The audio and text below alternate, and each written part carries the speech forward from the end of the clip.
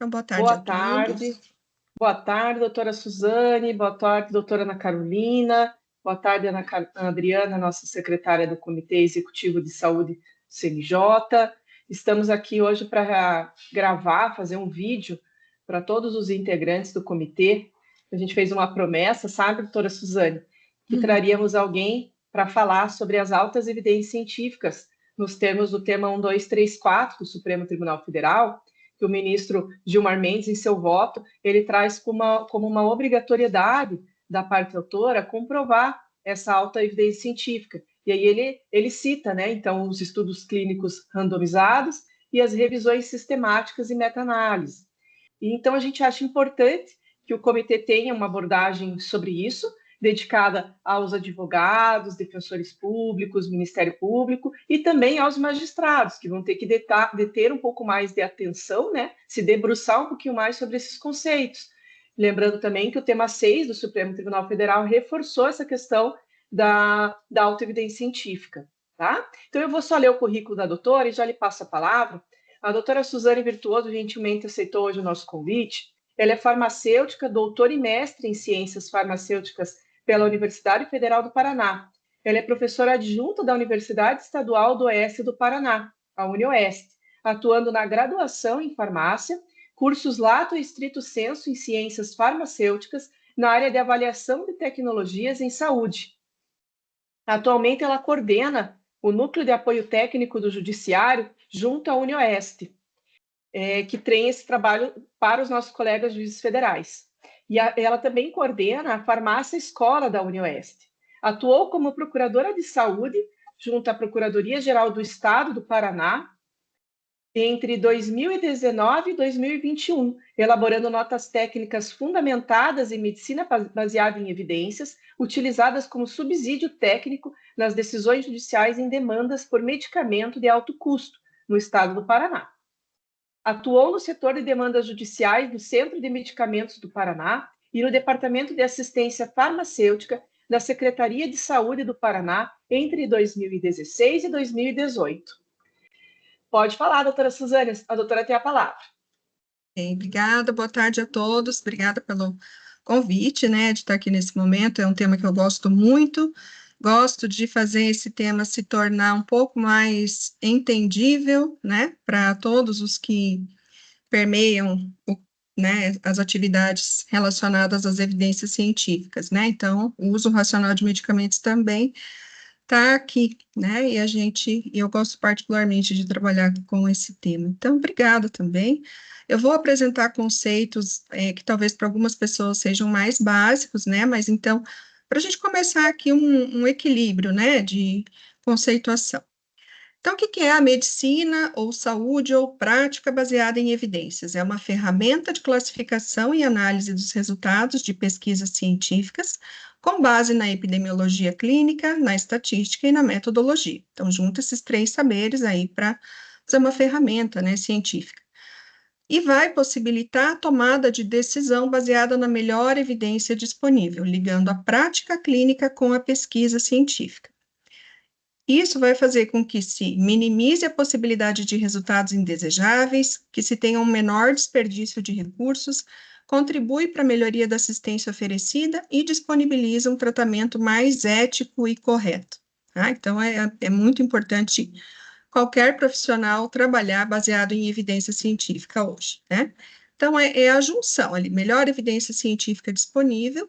Também, em vários cenários, a gente precisa considerar os valores e preferências do paciente e o julgamento do clínico que detém aí a expertise, né, dele, da prática clínica. A gente não descarta completamente esses saberes, não, a prática baseada em evidências, ela não é só artigo científico, ela também tem o saber, né, do profissional de saúde e as escolhas do paciente. Mas a gente precisa pensar em que nível que a gente está discutindo a prática baseada em evidência. Uma coisa é a decisão individual, uma coisa é a decisão para um coletivo.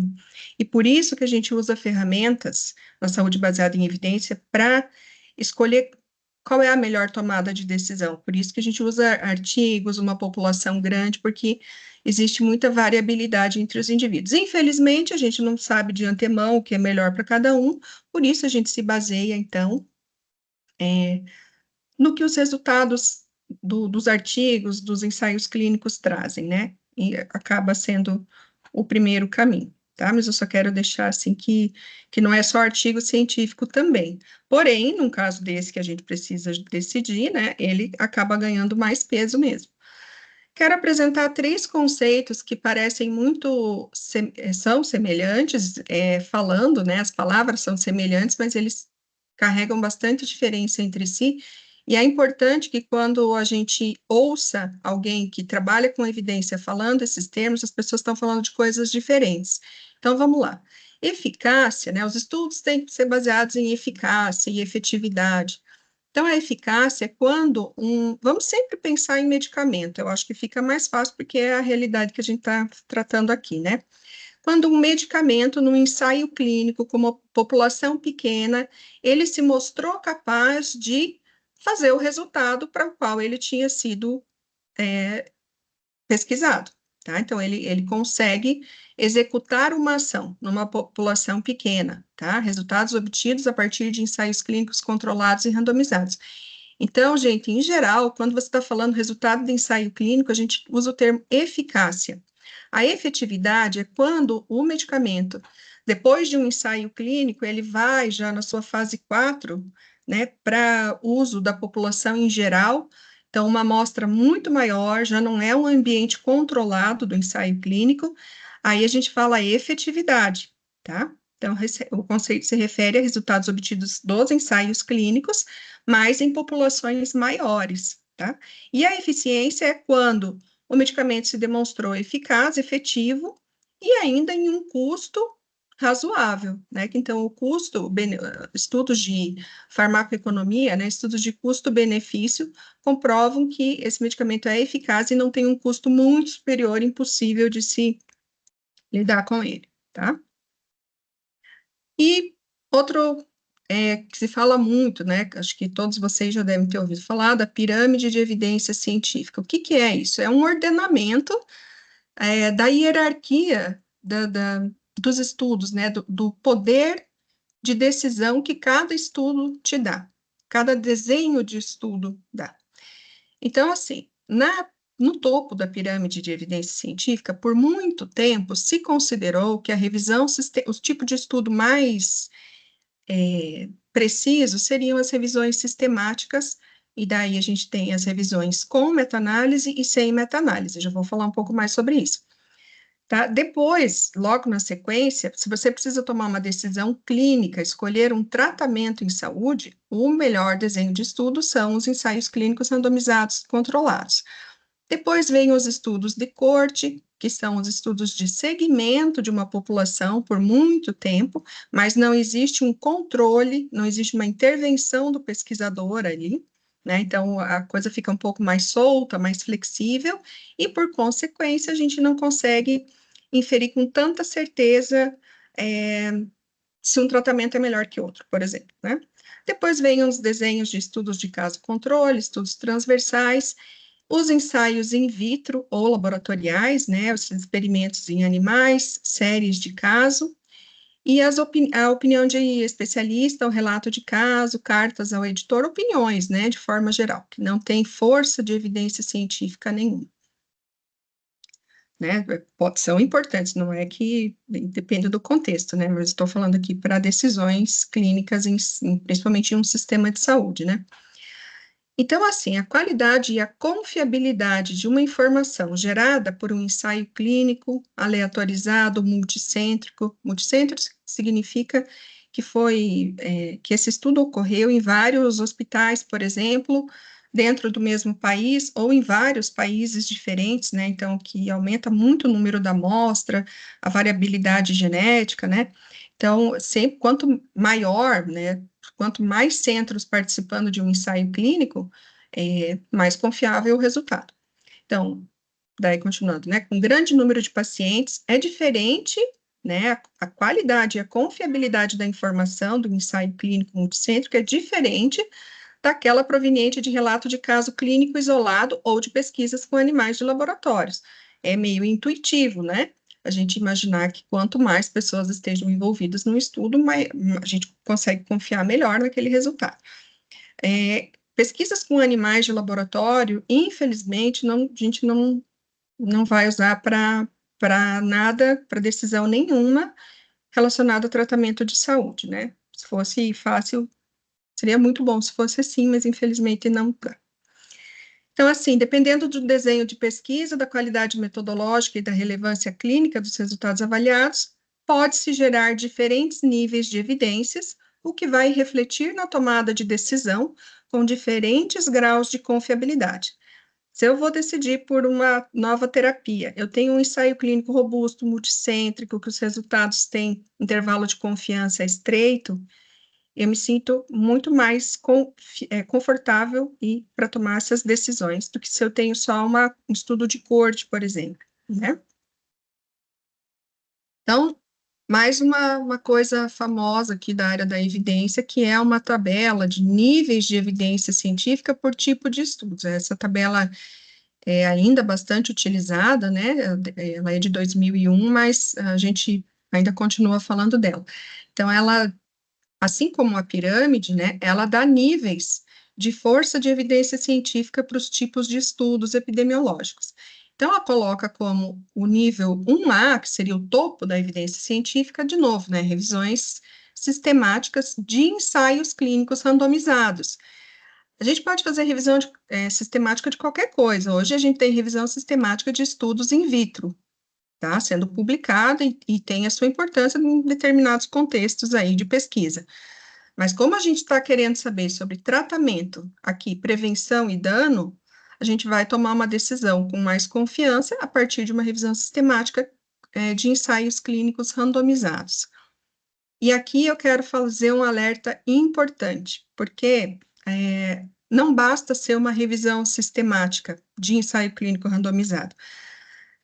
Se o ensaio clínico randomizado não for adequadamente desenhado, se for um ensaio clínico cheio de viés, ou ainda que a gente tenha 50 ensaios clínicos, como foi mais ou menos o caso da minha tese, eu trabalhei com o transtorno do déficit de atenção e hiperatividade, eu comparei terapias, medicamentos entre si, e o que eu encontrava muitos ensaios clínicos metodologicamente muito ruins, muito enviesados. Então, a minha revisão sistemática, ela gerou uma evidência com base em ensaios de base ruim. Então, isso é uma coisa que precisa ficar claro para todo mundo, que a revisão sistemática é muito importante, sim, mas a gente precisa avaliar que tipos de ensaios clínicos que foram utilizados para gerar essa evidência. Se é ensaio clínico de fase 1, de fase 2, eu já vou mostrar também a diferença das fases, vocês vão entender melhor o que eu estou falando aqui, tá? Uma evidência de nível 1B é um ensaio clínico randomizado individual, tá? Que tenha sido bem delineado, que tenha intervalo de confiança estreito. Intervalo de confiança significa o quanto os dados variaram do esperado para a verdade do resultado, tá? Então, se varia estreito, significa que houve pouca variação, significa que a metodologia do ensaio clínico foi bem aplicada, o ensaio foi bem desenhado, e é um resultado mais confiável, tá? Então, sim, explicando a grosso modo, seria isso, né? Depois, 1C, resultados terapêuticos tipo tudo ou nada. Um caso de estudos desse foi o caso puxa vida, fugiu o nome agora, da atrofia muscular espinhal. Nusinercina? Não, o outro mais recente. Zolgensma. Esse, obrigada, doutora.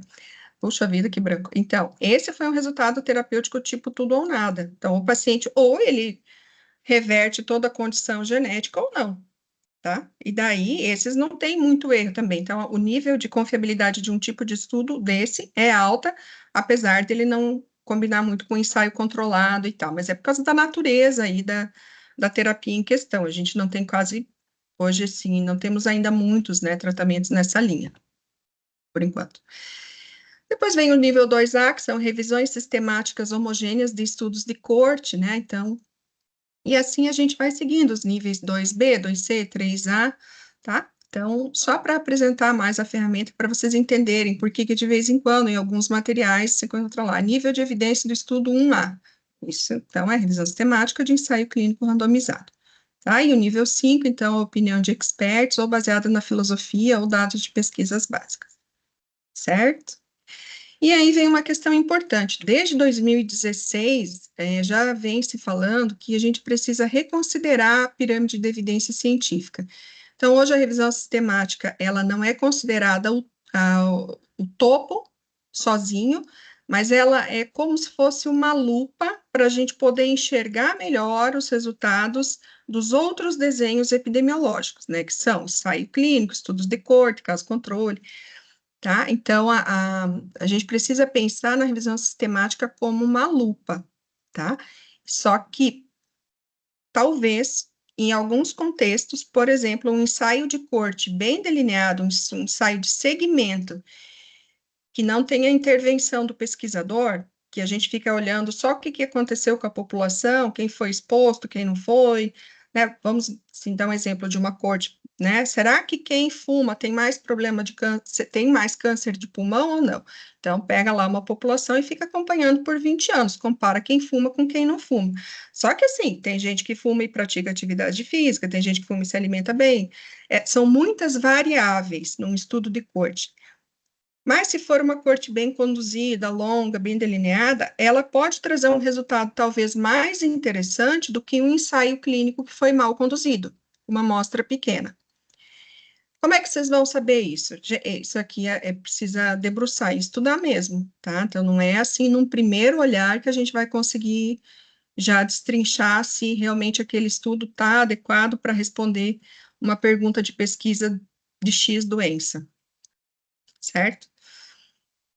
Falar um pouquinho dos desenhos de estudos epidemiológicos, apresentar para vocês, estava falando, né, mas para ficar um pouco mais claro como é que isso na epidemiologia. A gente tem estudos observacionais, que significa o quê? O pesquisador não interfere, você observa.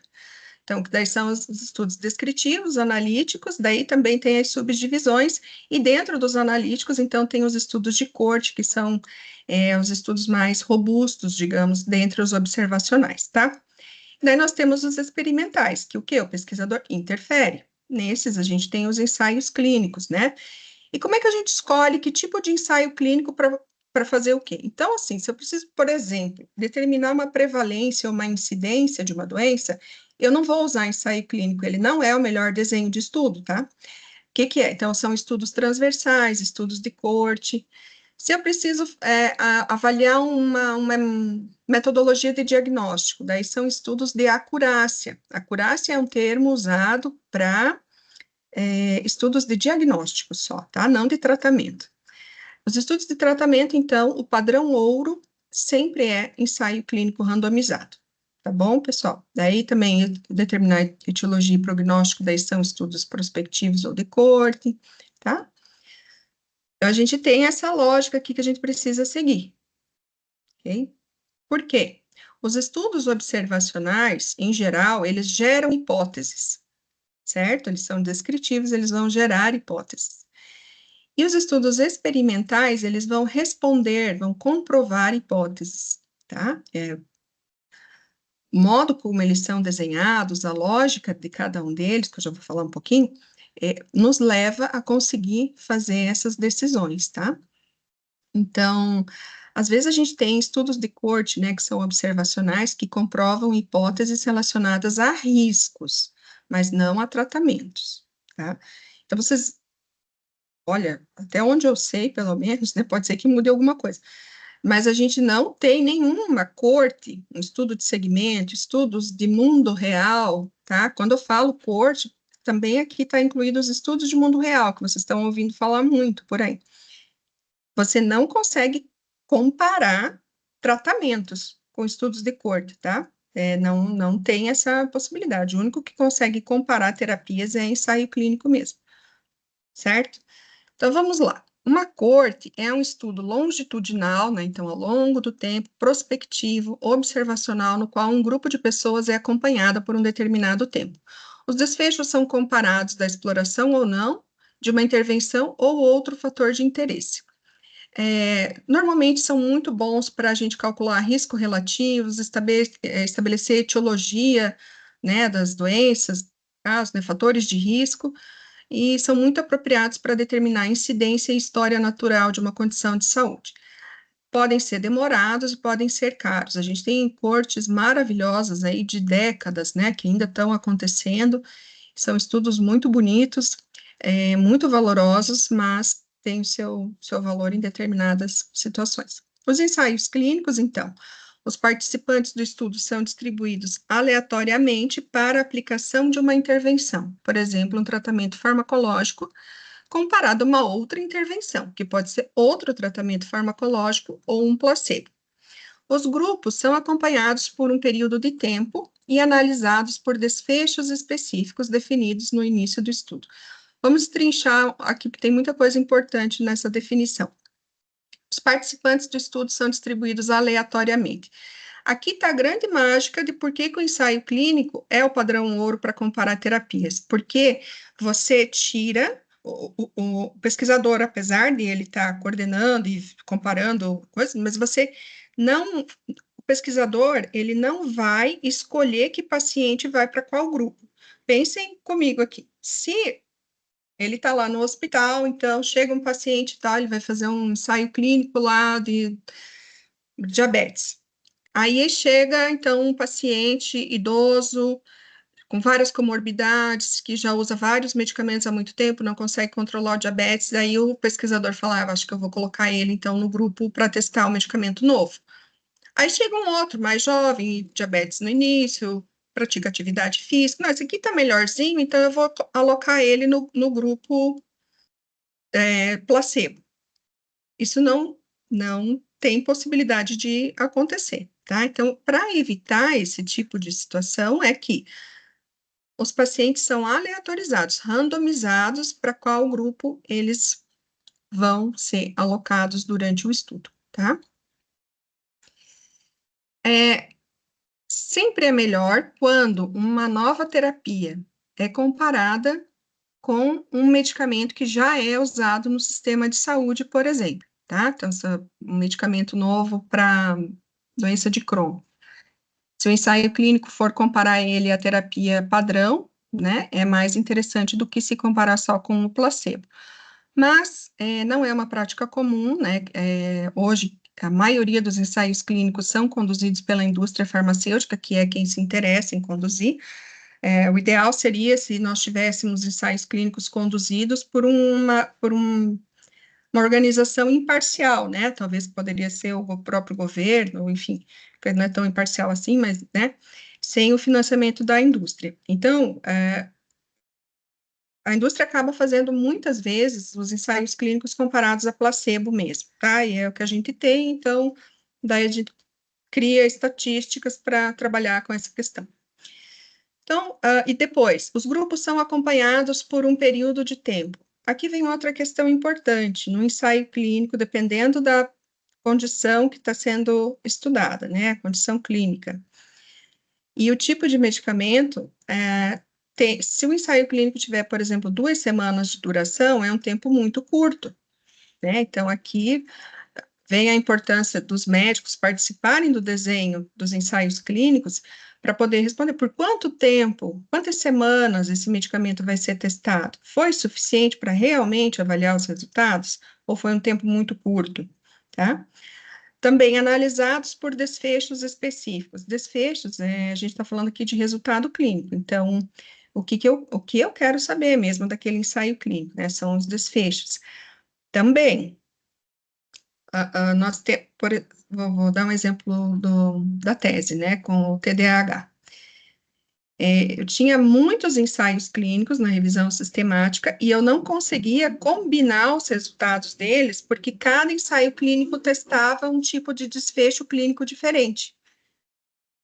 Isso hoje, já existe uma determinação, quando vai se registrar um ensaio clínico, antes dele começar, que sejam escolhidos desfechos relevantes para serem relatados, e não só os que eu quero relatar, né? Então, assim, precisa ser divulgado os resultados de desfechos duros, desfechos importantes, tá? E isso precisa ser definido no começo do estudo. Então, eu espero que aqui tenha ficado um pouquinho mais clara a diferença de corte e ensaio clínico, a diferença de desenho metodológico, né? Também, fatores positivos, ideal para uma avaliação de intervenções terapêuticas e são caríssimos, né? Custos elevados, também podem ser bem demorados, às vezes tem dificuldades de realização por questões éticas, então é difícil conduzir um ensaio clínico, certo?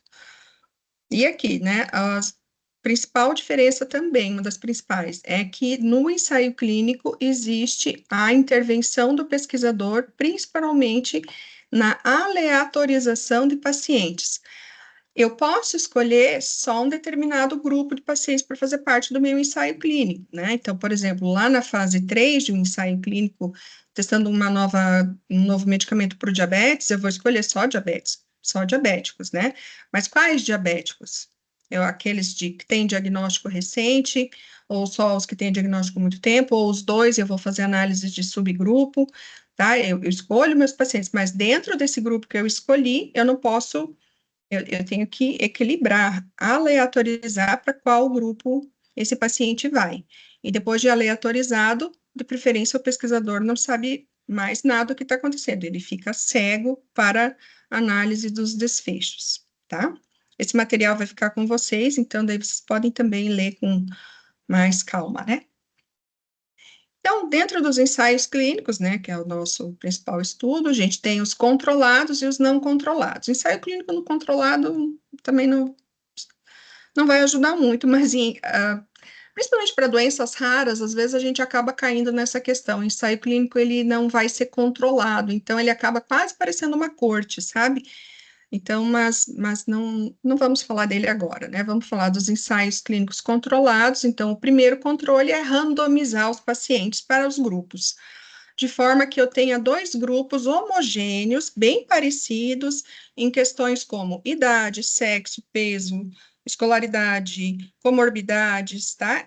No fim de uma aleatorização, que é feita por sistemas de computador, eu consigo ter grupos bem parecidos que vão testar o medicamento novo e os que não vão testar, tá? Dentro da randomização, depois vem o cegamento, que é outra etapa de controle. O cegamento de quem? O paciente não pode saber para que grupo ele está indo, tá? Porque se ele souber, é muito subjetivo e ele vai tender a relatar os efeitos do medicamento que ele está usando de uma forma enviesada. Então, ele não sabe para que grupo que ele foi. Isso é monocego. Quando a equipe de saúde também está cegada, a gente chama de duplo cego. E por que cega a equipe de saúde que vai avaliar? Então, chega lá a equipe, o médico, o enfermeiro, todo mundo que vai fazer testes ali com o paciente, sabe em qual grupo ele está. Também já se tem comprovado que existe um olhar mais tendencioso na avaliação, quando a equipe de saúde sabe para qual grupo o paciente foi, tá? Então, o ideal é a gente ter estudos randomizados e duplos cegos. E o que acontece nisso?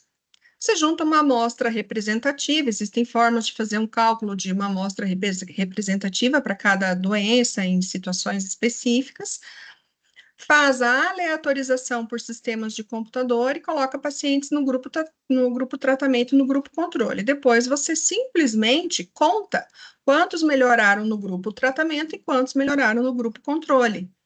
Isso é a estatística principal de um ensaio clínico. Então, também existe uma coisa assim, aí aqui, vamos supor, não deu bem aquele resultado que eu estava esperando, então eu vou começar a fazer umas estatísticas, quando deriva muito, sabe, tem que fazer muitos testes para descobrir uma melhora, também é um motivo, assim, de alerta que pode estar havendo um viés nesse ensaio clínico, tá? Mas aí, de novo, precisa um olhar, assim, mais técnico, uma leitura bem atenciosa, né, de um artigo, de um ensaio clínico randomizado, para poder detectar se houve muita mágica aí para chegar no resultado que está sendo anunciado, certo? Bom, vamos lá então falar das fases. Isso aqui também bem importante, pessoal, as fases de um ensaio clínico randomizado. A fase 0, ela acontece ainda na parte pré-clínica em animal, então são os testes em animais, né? Normalmente, aqui você vai testar, descobrir que dose que é segura para se utilizar, tá? Então, essa é a finalidade. São estudos rápidos. Depois, você seleciona, na fase 1, voluntários sadios. Aqui no Brasil ainda não é tão comum essa seleção de pacientes em ensaios clínicos, está ficando um pouco mais, né? Mas pessoas sãs se voluntariam, né, ou recebem também, para participar de ensaios clínicos, e nessa fase vão ser avaliados a tolerabilidade do medicamento, segurança e farmacocinética. Vai começar, a farmacocinética é como o medicamento se comporta, em quanto tempo ele vai ser eliminado, é, questões assim. Aí a fase 2, você começa a avaliar, então, uma população-alvo, já são os pacientes doentes, mas num grupo pequeno. Então, também está avaliando a tolerabilidade desse fármaco nessa população, né? A segurança, a farmacocinética, e começa a observar um pouquinho da eficácia. Isso aqui dura mais ou menos alguns meses, alguns anos, assim, para você ter resultados da fase 2, tá? Aí depois vai para a fase 3, em que você continua com a população-alvo, amplia a amostra, né? De preferência faz multicêntrico, continua avaliando tolerabilidade, segurança farmacocinética, e aqui você normalmente é onde você tem resultados mais seguros para garantir a eficácia do tratamento, para poder dizer que ele foi mais eficaz que o placebo, digamos, tá? Aí, na fase 3 é onde acontece a aprovação da Anvisa. Então, a Anvisa vem e diz: olha, esse medicamento pode circular no país. Ele pode ser vendido, ele pode ser analisado pela Conitec para ver se ele vai entrar no SUS ou não.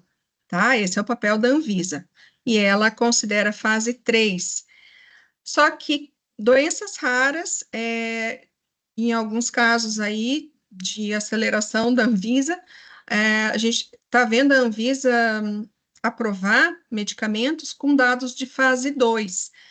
Isso significa, na prática, que a gente tem ainda menos confiança no resultado, na eficácia, a gente não tem tanta certeza ainda. Pode ser que quando esse medicamento esteja no mercado numa amostra ampliada e fora do ambiente controlado do ensaio clínico, a gente passe a ver resultados não esperados. Aí a Anvisa tem que vir e recolher o medicamento. Assim como aconteceu, não sei se vocês lembram do Vioxx, se bem que ele foi testado na fase 3, e ainda assim. Porque a fase 4 do ensaio clínico é quando ele vai para comercialização, né? Ele é expandido, então muitas pessoas passam a fazer uso, e daí reações que você não estava prevendo começam a acontecer. Isso se chama farmacovigilância, tá? E também é onde a gente tem os dados aí do mundo real. Também a gente tem bases de dados. Aí hoje tem sido discutido até a utilização de dados gerados pelos próprios pacientes usando aplicativos de celular. Então, eles relatando, melhorei, não melhorei, né? Isso pode ser usado como estudos aí de evidências de mundo real, tá?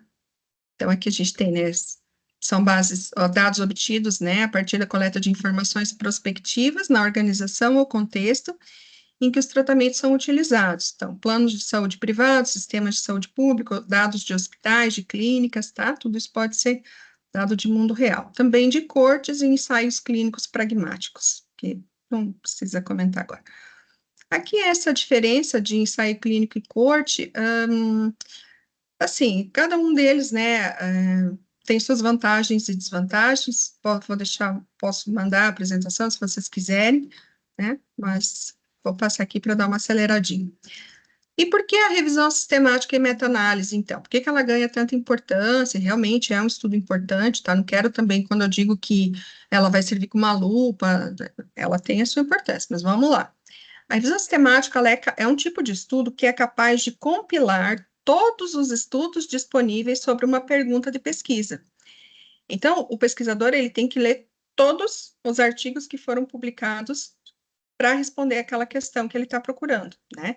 E, de preferência, que as perguntas de pesquisa sejam questões interessantes aí para as políticas de saúde, né? Também ajuda a solucionar discordâncias entre estudos primários. Por exemplo, eu tenho um ensaio clínico pequenininho que falou que o medicamento foi muito eficaz, né? Teve uma eficácia. E eu tenho um outro ensaio clínico que demonstrou que esse mesmo medicamento não foi eficaz. Isso acontece com frequência, tá? Então, a revisão sistemática, eu juntando esses estudos, principalmente se eu fizer uma meta-análise, eu consigo solucionar essas discordâncias entre os estudos primários. Estudos primários são os ensaios clínicos, tá? Mensuro com certa clareza a diferença de efeito entre dois tratamentos. É um tipo de estudo que permite a elaboração de perguntas mais direcionadas que estão relacionadas às lacunas de evidência científica. Então, por meio de uma revisão sistemática, eu consigo enxergar com melhor clareza outros buracos, né, que a gente não tem resposta. Sintetiza os trabalhos de maneira não tendenciosa. A revisão sistemática pode ser com ou sem meta-análise, já vou falar um pouco mais sobre meta-análise, que é análise estatística, e essa análise estatística pode ser de comparação direta de fármacos ou em rede, quando você junta ensaios clínicos cujo o comparador foi placebo, por exemplo, o ustekinumab versus placebo, e o secukinumab versus placebo. Eu consigo fazer uma meta-análise em rede usando o comparador comum, que foi o placebo, e comparar o ustekinumab com o secukinumab, tá? Isso é meta-análise em rede. Bom, quais são as etapas fundamentais, então, para fazer uma revisão sistemática? Elaborar a pergunta de pesquisa, com base no acrônimo PICO, que eu já vou mostrar na sequência. Procurar nas bases de dados o delineamento de estudo mais adequado para responder essa pergunta. Então, eu já sei, para tratamento, para medicamento, é ensaio clínico randomizado. Analisar criticamente validade, o quanto esse resultado do ensaio clínico se aproxima da realidade, qual o impacto, a aplicabilidade, né, dos ensaios clínicos, e integrar o resultado da avaliação crítica com a experiência individual, com o paciente, população e os recursos disponíveis. Um exemplo de pergunta de pesquisa: quais medicamentos são eficazes e seguros no tratamento do TDAH em crianças e adolescentes? Então, uma pergunta de pesquisa, ela precisa ser factível, interessante, nova, ética e relevante. Aí, aqui, nessa pergunta, veja bem, qual é a população que vai ser estudada? Crianças e adolescentes com TDAH, né? Então, a gente vem aqui, ó, esse é o acrônimo PICO ou PICOS, tá? Que a gente constrói uma pergunta de pesquisa, que depois vai na base de dados procurar todos os artigos que foram publicados sobre esse tema. Então, você vai definir quem é a tua população de interesse, qual é a intervenção, então, qual a tecnologia e investigação, qual o comparador ou controle, né, de preferência, que você consiga estudos, né, cujo comparador seja a tecnologia ofertada já pelo sistema de saúde, o OD, outcomes ou desfechos, né, os desfechos clínicos, então, também selecionar os relevantes, né, mortalidade, questões que tenham impacto mesmo, né? Mas também os desfechos substituto, que são aqueles em que a gente considera, né, possibilidades a partir de desfechos substitutos. E o S de desenhos de estudo. Então, eu posso construir uma revisão sistemática e é recomendado que se selecione, né, qual tipo de estudo, qual delineamento você vai escolher. Mas isso na pesquisa a gente tem que justificar porque escolheu aquele tipo de estudo. A revisão sistemática, ela chama sistemática porque, né, você tem etapas a seguir, então, todo pesquisador, se eu hoje pegar uma revisão sistemática que foi publicada, eu devo ser capaz de reproduzir integralmente essa revisão sistemática, ela fica clara e disponível para qualquer pesquisador que queira refazer, tá? Então, tem passos específicos que todo mundo deve seguir. Sempre precisa de um segundo revisor para se fazer uma revisão sistemática, é um método rigoroso.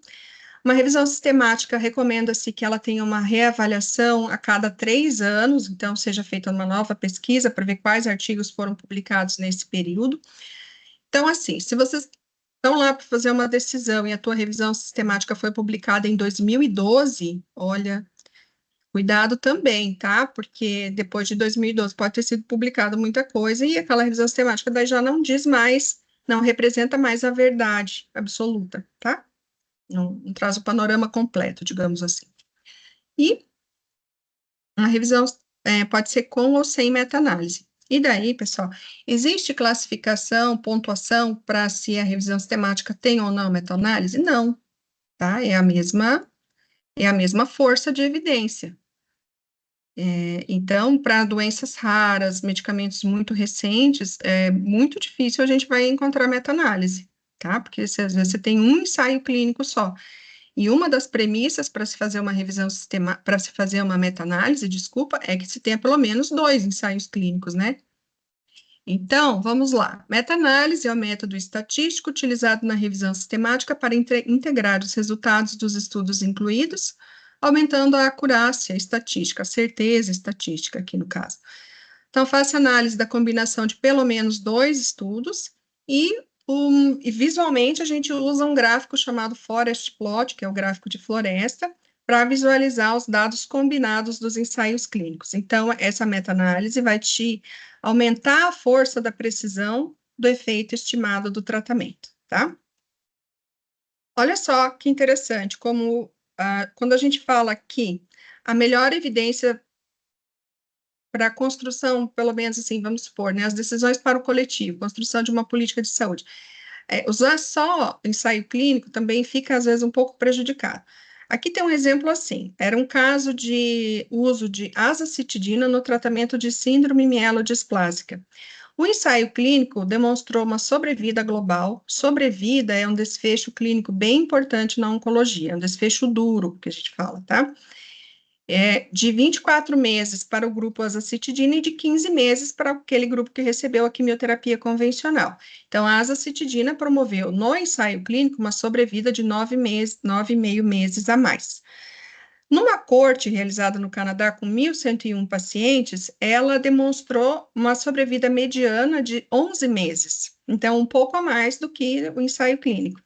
E para pacientes que tinham recebido 4 ciclos, uma sobrevida de 18 meses. Por isso, a melhor decisão vem sempre da junção dos ensaios clínicos, de revisões sistemáticas de ensaios clínicos, com o que está acontecendo também nas cortes e no mundo real, tá? Mas quando a gente tem esses testes. Isso aqui eu vou passar, gente, porque não... Ó, esse aqui é uma carinha de um gráfico de floresta, tá? Esse é o Forest Plot. Aqui, não sei se vocês estão vendo o meu cursor, isso aqui é o diamante da meta-análise. Ele é a junção dos resultados de todos os ensaios clínicos. Ó, isso aqui é um ensaio clínico que foi realizado em 1991, 92. Cada ensaio clínico desse aqui testou o quê? Se o metilfenidato, no caso, né, a Ritalina, melhorava a performance acadêmica. Então, nós temos 3, 6, 9 estudos, 9 ou 10 estudos, ensaios clínicos, cada um deles teve um efeito e um intervalo de confiança para o seu resultado, tá? Esse teste aqui é a performance acadêmica, mas aqui era um teste de leitura, se o metilfenidato melhorava a leitura de crianças e adolescentes que estavam em uso dele, tá? Então, vários resultados, e aqui vem o diamante que combina. E assim, bem resumidamente, pessoal, quando o diamante toca essa linha do meio, que é chamada de linha de nulidade, estatisticamente isso quer dizer que os tratamentos não têm diferença entre si, tá? Então, o metilfenidato não foi superior ao placebo ou outros tratamentos no teste de leitura, tá? Um gráfico de floresta nos diz isso. Claro que aqui é o que a gente vai pegar aqui são esses números, tá?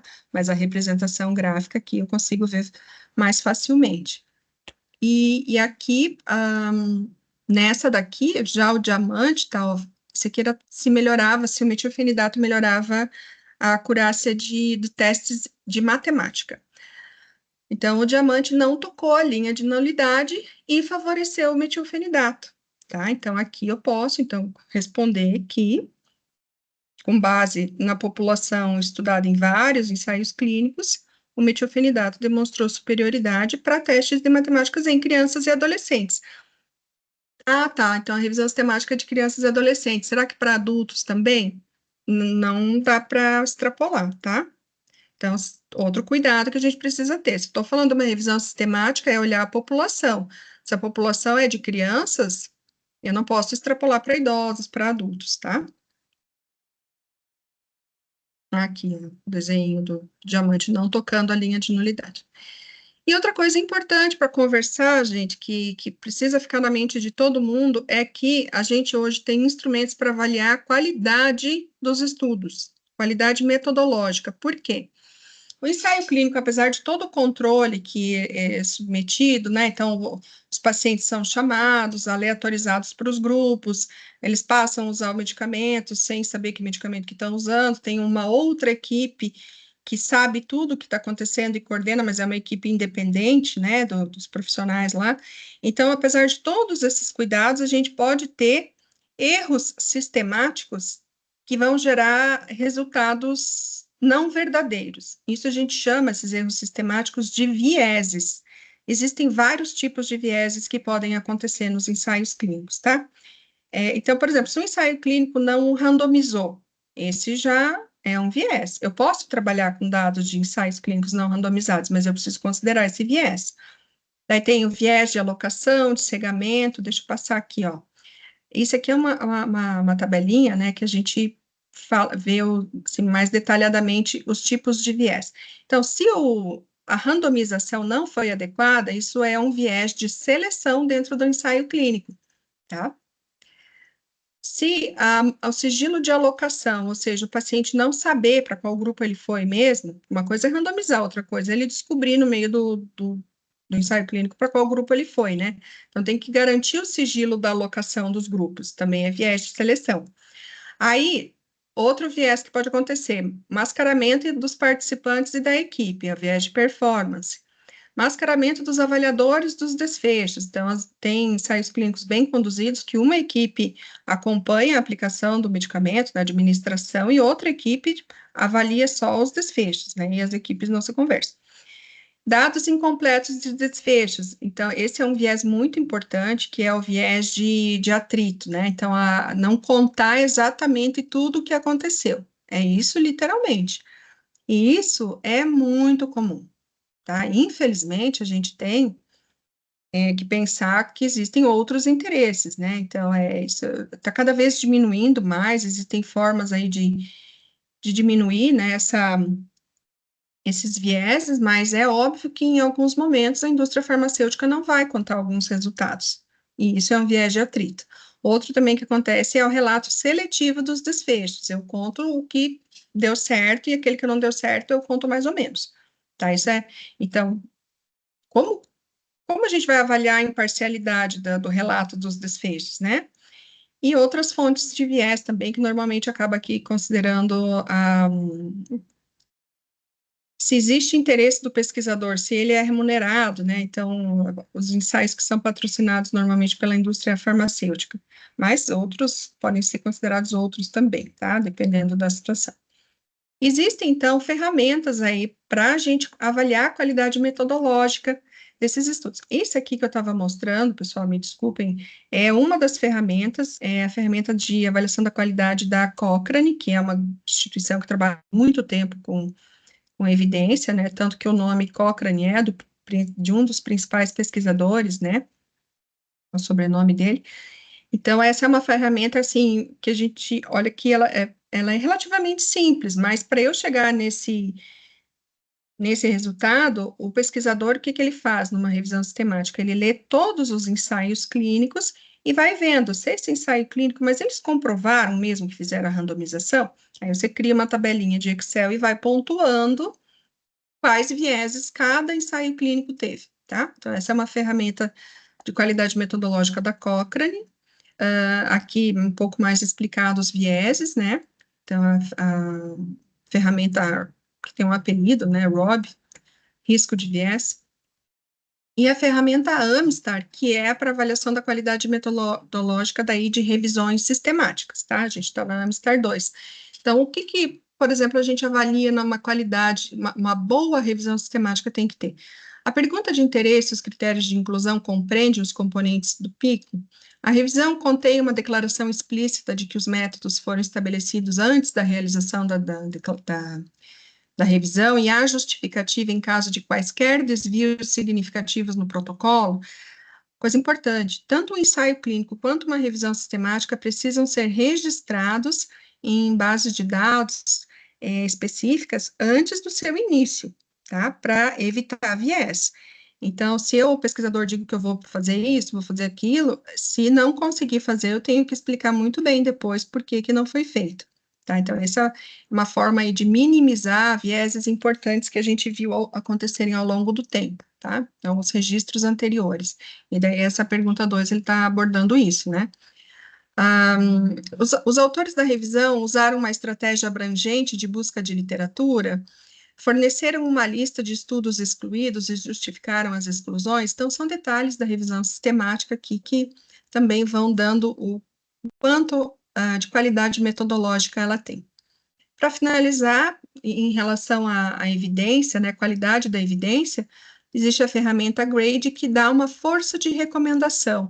Então, ela funciona um pouco ao contrário, ela considera que toda a evidência gerada tem nível máximo, daí ela vai descontando pontos a cada problema metodológico encontrado. Então, também é uma forma de se dizer, né, se tem alta força de evidência ou baixa força de evidência, tá? Por isso tudo, então, a importância da gente reconsiderar a função da pirâmide de evidências, tá? Porque os ensaios clínicos não são imunes a vieses importantes, tá? Então, a gente precisa cuidar. Em relação aos desfechos, existe hoje uma iniciativa que recomenda quais minimamente desfechos clínicos devem ser medidos nos ensaios clínicos, né? A iniciativa COMET, para não ficar lá um ensaio clínico que mede uma coisa que não é importante, um desfecho clínico sem um significado clínico real mesmo, né? Aqui é uma base de dados, né? Então, o Clinical Trials é a principal base de dados de ensaios clínicos, então, onde faz-se o registro e todas as questões éticas, né? Então, ficam aqui registradas no Clinical Trial, é a principal base de registros de ensaios clínicos, né? Mas também temos o Próspero, mas o Próspero também serve para registro de revisões sistemáticas, né? Onde a gente busca evidências em saúde? Quando você vai construir uma revisão sistemática, por exemplo, normalmente a gente usa bases de dados, palavras específicas combinadas nas bases de dados para responder a tua pergunta PICOS, né? Mas também a Cochrane Library, eles têm várias revisões sistemáticas de altíssima qualidade. Olha, dá quase para dizer assim, que toda vez que você tem uma revisão sistemática que é da Cochrane, você pode ficar tranquilo com o resultado lá, dá para confiar. O UpToDate é uma base de dados, ele vem mais assim, de uma forma mais aplicada para a utilização clínica no dia a dia, mas é uma boa fonte, né? E quando a gente vai falar de construção de política pública, por exemplo, numa decisão, né? Procurar se já foi feito um levantamento das evidências nas agências de saúde. Quais? A Conitec, nossa, o NICE e o CADST, que é a agência canadense, né? O NICE é a agência do Reino Unido, Agência de Avaliação de Tecnologias em Saúde. Aqui a doutora Rafaela me perguntou, a Dynamed não é base de dados? É também, tá? A Dynamed também é uma base interessante. Assim como o Ovid, né? Um local, posso até mandar o link depois, a gente tem uma base de o site do Periódicos da CAPES, onde tem várias bases de dados interessantes para se usar em relação a medicamentos, tá? A Dynamed está lá também. Tá, daí das agências de saúde, por que por que o Reino Unido e o Canadá? É porque o sistema de saúde deles tem uma política mais ou menos parecida com a política brasileira para fornecimento de medicamentos, tem uma lógica, assim, parecida. Então, eles vão prezar pela eficácia, efetividade, eficiência e segurança dos medicamentos. Então, os relatórios deles podem ser bons lugares para a gente procurar uma evidência, né? A Conitec usa uma coisa importante que eu acho, assim, sempre legal contar é que, assim, imagine que no Brasil, até 2006, os medicamentos eram incorporados, a lista Rename, ela não tinha critérios claros, assim, de incorporação de medicamentos. Então, a partir de 2006, que foi criada a CITEC, foi a primeira comissão que já definiu que no Brasil os medicamentos iam ser incorporados no SUS com base em critérios da melhor eficácia, efetividade, segurança, né? Então, assim, não é da minha cabeça, mas essa comissão passa a ter esse olhar cuidadoso. A CITEC, em 2012, passa a ser a Conitec, que hoje é uma grande agência de avaliação de tecnologias, respeitada em outros países. Os relatórios são usados também em outras agências. A gente tem, claro, problemas com a Conitec, né? Mas eu acho, assim, que a gente pode valorizar bastante os relatórios lá, e eu acho isso, assim, uma força do SUS, é ter a Conitec bem atuante e gerando essas informações, né? Acho que um relatório da Conitec, ele não tem muita discussão, assim, né? Depois de uma análise. Tá? Bom, então a Conitec sempre escolhe, né, revisões sistemáticas com ou sem meta-análise, os pareceres técnicos, avaliações econômicas, análise de impacto orçamentário e monitoramento de horizonte tecnológico. Então, a revisão sistemática não é o único tipo de estudo utilizado quando vai se falar de incorporação de medicamentos, né? Aqui é um pouquinho da carinha, mais ou menos, da Conitec, para quem, de repente, não conhece, né? E aqui dentro a gente tem uma aba que é a avaliação de tecnologias em saúde, onde a gente encontra quais tecnologias foram demandadas. Quando fala tecnologia, que é medicamento, está em tecnologias, tá? Tecnologia é qualquer coisa, mais ou menos, que possa ser usada para um tratamento de saúde. Daí, recomendações da Conitec, então aqui onde tem os relatórios. Cada relatório da Conitec, basicamente, é uma revisão sistemática de ensaios clínicos randomizados, produzida por uma equipe de NATs, não de NATJUS, mas de NATs, que são pesquisadores que trabalham com evidência científica, né?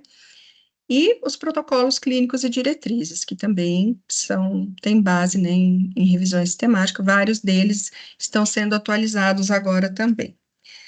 Gente, eu acho assim que para dar uma introdução, era mais ou menos isso que eu pensei. Eu sugiro esses cursos aqui do Hospital Moinhos de Vento, é um hospital, é um NATS, tá? Vinculado ao PROAD SUS, né? E eles têm esses cursos que são online, de uma carga horária bem acessível, e uma carga horária bem acessível, que eu acho que vocês podem estudar, né, fazer assim, se aprofundar um pouco, né, é bem introdutório, mas é um pouco mais aprofundado, e recomendo mesmo, sabe, vocês, quem tem interesse, olha que tem introdução à revisão sistemática e meta-análise, saúde baseada em evidências, tá? Então, tem aqui meu e-mail, né, aqui o site do nosso Natijus, lá com algumas notas técnicas, caso alguém precise. E eu acho que sim, a gente pode fazer aqui, a doutora Rafaela me perguntou aqui se dá para fazer pergunta, pode fazer sim, ainda tem uns minutos. Muito obrigada. Parabéns, doutora Suzane, pela explanação, muito obrigada. Eu queria perguntar algumas coisas para os colegas, especialmente juízes e juízas, que estão um pouco mais básico assim nessa análise, né? Então, como o ministro Gilmar Mendes excluiu o estudo de corte caso controle, parece que ele focou nos ensaios clínicos randomizados e revisão sistemática. Primeiro ponto que me parece que a gente pode extrair da sua explicação é uma certa reflexão, um convite, né, para os ouvintes sobre refletir, né, a respeito dessa restrição, porque a doutora colocou que nem sempre o ensaio clínico randomizado ele vai trazer uma evidência científica mais alta do que por exemplo, um estudo de corte bem conduzido. Então, tudo depende da condução desse trabalho. Esse é o primeiro ponto que eu lhe perguntaria. Eu poderia tirar essa conclusão, essa reflexão?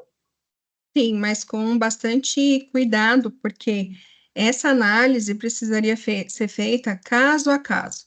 Qual é Uhum. a condição clínica? Por que que não foi feito um ensaio clínico? Essa corte foi bem delineada? Então, precisa de uma análise técnica, né? E lembrar sempre que isso é uma coisa importante. A gente tem cortes bem conduzidas que respondem muita coisa, mas a corte, pelo fato do pesquisador não intervir e aleatorizar e tornar grupos, isso tira bastante poder de dizer que o resultado é imparcial de uma corte, tá? Então, o padrão ouro ainda para comparar tratamentos é ensaio clínico por causa da natureza metodológica dele, tá?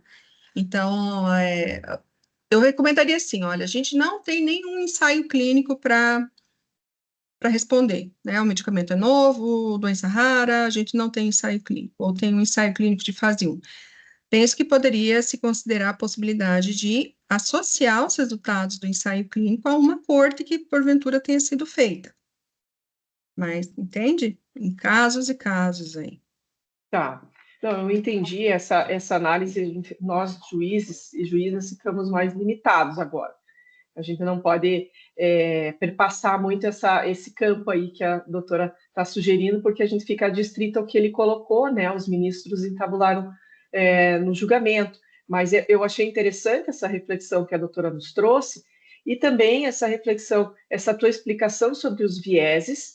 Isso não era muito claro, pelo menos para mim, né? O que efetivamente traduzia um viés, se era um direcionamento do examinador, do que ele está organizando o estudo, a revisão, mas a doutora já trouxe uma tabela explicando os tipos de vieses, né? Então, chama a atenção dos que estão nos ouvindo para isso. Aqui, a doutora fala, então, da importância de que o ensaio seja registrado, e fala da revisão. Aí eu fiquei me perguntando, mas registra onde? Aí, no final, a doutora falou em registro em base de dados. E aí trouxe lá a Cochrane, né, e diversos lugares. Então, é isso. Então, é importante que esse registro seja no início daquele estudo, daquele ensaio, daquele estudo, e esse registro, a gente não está falando aqui de Anvisa, a gente está falando de base de dados, é isso, né? Isso mesmo. Mas, professora, precisa ter o registro na Anvisa também para fazer pesquisa clínica, não?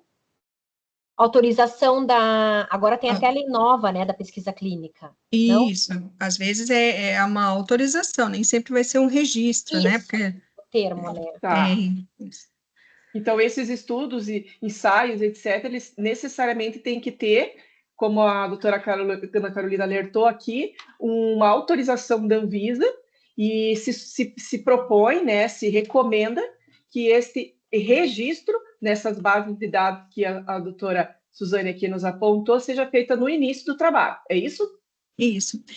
Pensar assim, que normalmente ensaios clínicos maiores, eles já passaram por etapas como aprovações também nos comitês de éticas, né? E isso, o comitê de ética vai acabar exigindo todo um trâmite e dentre eles também o registro nessa base de dados. O que fica lá nessa base de dados, assim, ó?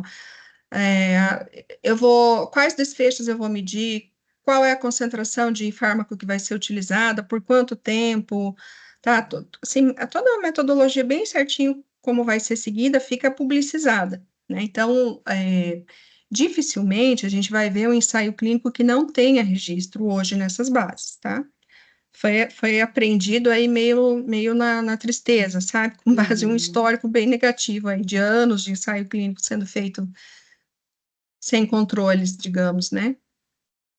Outra reflexão que eu gostei que a doutora nos trouxe, e que quem lida com a saúde, assim, com mais frequência, se depara com esse dilema, é que às vezes a gente manda para uma perícia, às vezes a gente manda para os nossos NATJUS, e a gente vê que eles trazem como um fundamento para nós, ali, orientativo das decisões dos juízes e juízas, o comparativo com o placebo. E às vezes eu pergunto, perito ou para o Nath, mas não tem um comparativo com a tecnologia do SUS? Porque nós sabemos que nesse tema 1234, o comparativo é o que já tem disponível no SUS, e se aquela tecnologia demandada judicialmente apresenta superioridade em comparação a este protocolo, a esta política pública que já existe para aquela doença. Né? E a doutora nos colocou que, por vezes, não existe, né? Na literatura, esse comparativo. É isso? Isso.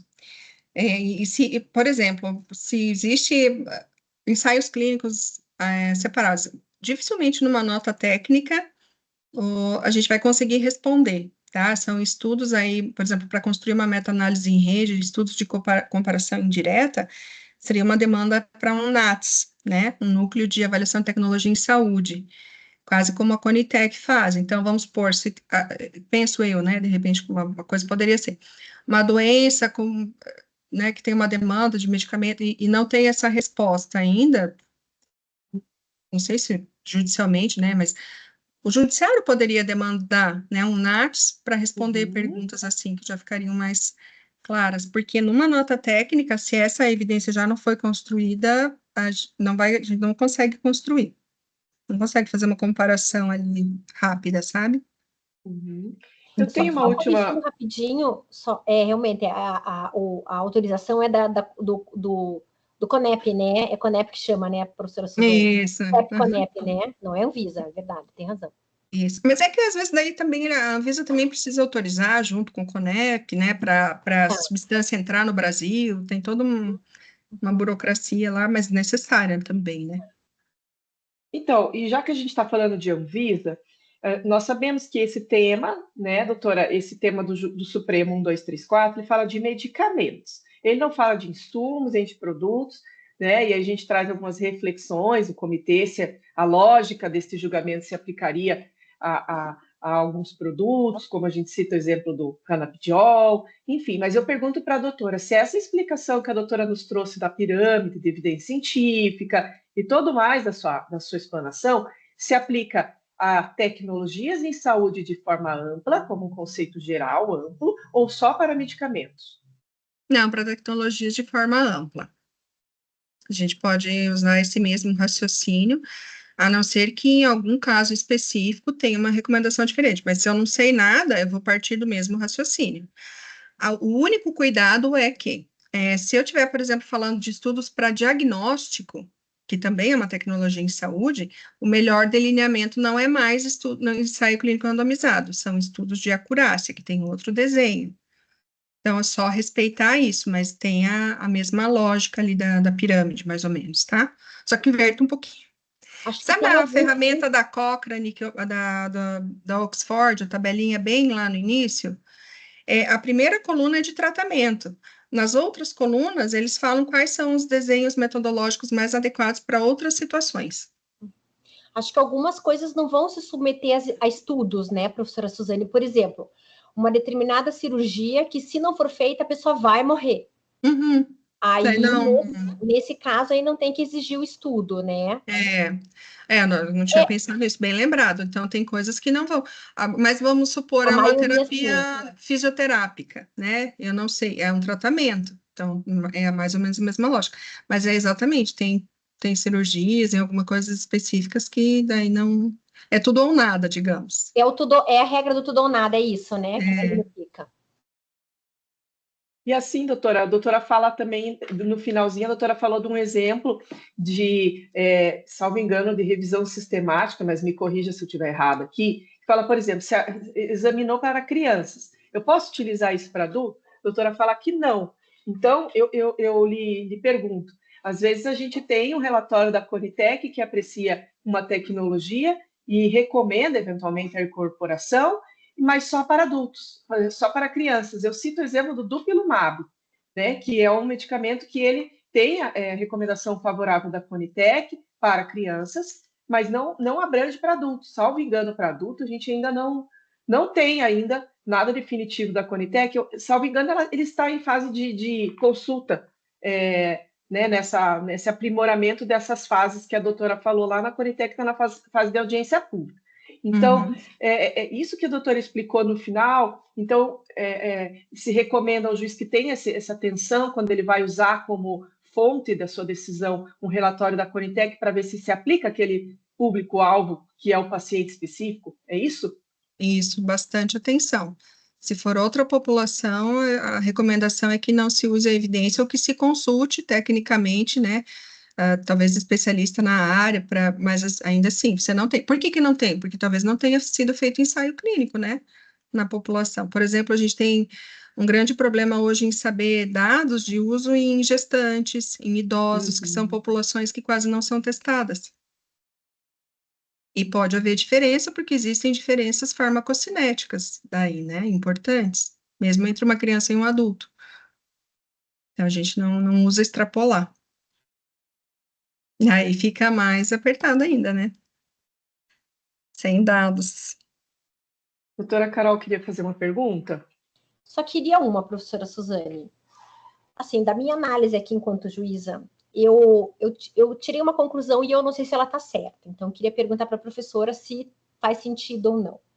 O que eu vejo é que quando o desenho, o estudo está bem desenhado, o desfecho analisado é correto, e vem tudo que foi obtido, todos os resultados que foram obtidos com o estudo vêm direitinho, a impressão que eu tenho é que eu posso confiar naquilo.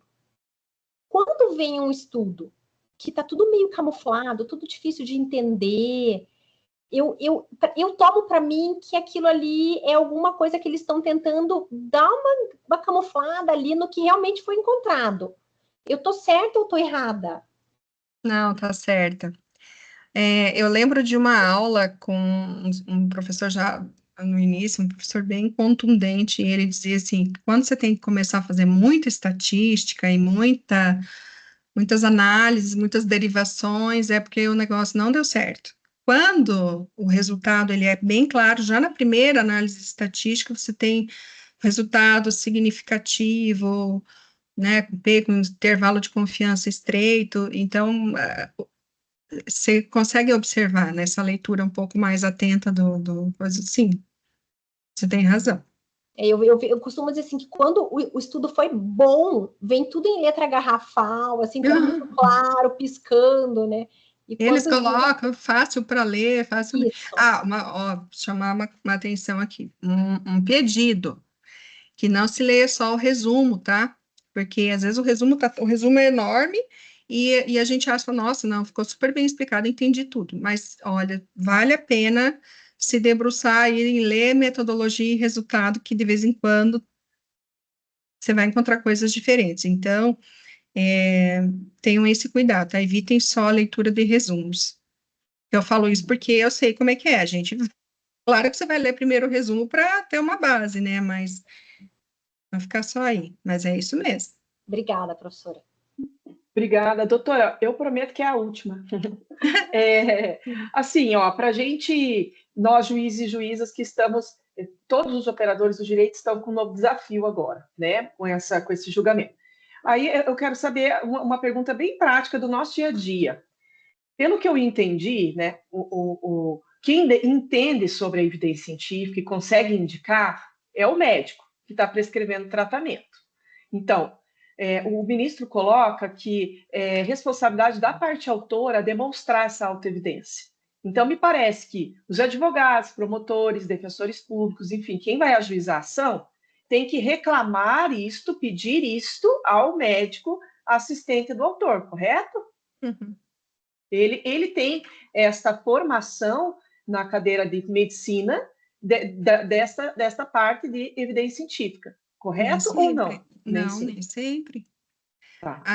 Normalmente é um conhecimento obtido em pós-graduação, mesmo para medicina. Se bem que a medicina, o curso de medicina, ele está bem mais avançado que os outros cursos da área de saúde na discussão. Eles discutem isso mais cedo, né? Mas eu não posso garantir que todos os médicos tenham saem com o mesmo entendimento de uma graduação ou da residência, né? Eu acho que tem que ser um médico que estuda. Mas ele vai conseguir achar uma revisão sistemática e tudo. Porém, eu acho que tem que ter uma outra análise para ver se essa evidência que foi colocada é a mais indicada. Entende? Para mim, cortou. Para vocês cortaram? Cortou, né? Se a doutora puder responder esse finalzinho, a doutora falou Tá me que, ouvindo? sim, que nem Tá. sempre ele vai ter isso na cadeira de medicina, que às vezes é numa pós, né? E aí a doutora falou, ele vai precisar de algo a mais. Aí cortou. O médico, eu acredito que o médico, que ele vai conseguir achar estudos para colocar na petição. Né? Mas eu não sei se serão estudos bons, digamos, né? Se serão as melhores. Então, vai ter que ter uma outra análise depois, porque eu posso colocar uma revisão sistemática que não me diz muita coisa, ou de qualidade metodológica ruim, ou que seja para uma outra população, né? E se o juiz perguntar no alvo, vamos falar assim, para esse médico ou médica, se aquele estudo que ela está apontando, ele ou ela está apontando, está indicando aquele tratamento, se ele tem comprovação e autoevidência de escrever, como o ministro colocou, ele deveria ter condições de responder sim. Ou não. Tá. Vamos ver como é que vai ficar. E a gente vai ver como é que vai acontecer, né? Sim, que é importante o juiz e a juíza entenderem a quem eles efetivamente devem direcionar o questionamento. Sim, Que vai quando ter que se ser fala pro em, médico. a gente sabe que a parte autora é representada, tem a capacidade a postulatória, né, do advogado, etc., mas a gente precisa também orientar esse caminho para eles. Então, eles Sim. devem ir até o médico assistente, então, ok. Sim. E assim, na oncologia a gente vê bastante que eles eles trabalham dessa forma, né? Eles já justificam os pedidos, né? Citando ensaios, normalmente ensaios importantes, né? Doutora Carol, tem alguma outra pergunta? Não? A doutora Suzane tem alguma consideração final? Acredito que não, só me colocar à disposição, caso tenha mais dúvidas, né? A gente pode continuar conversando. Eu gosto muito do trabalho do comitê e me sinto, né, feliz de fazer parte, então eu acho que essa construção aí, quanto mais a gente puder divulgar o que é a evidência científica e traduzir ela, eu acho que é válido, né? Então todos os esforços para isso podem contar comigo. Obrigada. O comitê agradece, então, doutora Suzane, a disponibilidade da doutora, se coloca à disposição também para uma visita presencial ao nosso comitê, tá ok? E agradecemos, então, nossa reunião de hoje. Uma boa tarde. Boa tarde. Obrigada. Tchau, tchau. Boa tarde. Tchau, tchau. Tchau. Tchau.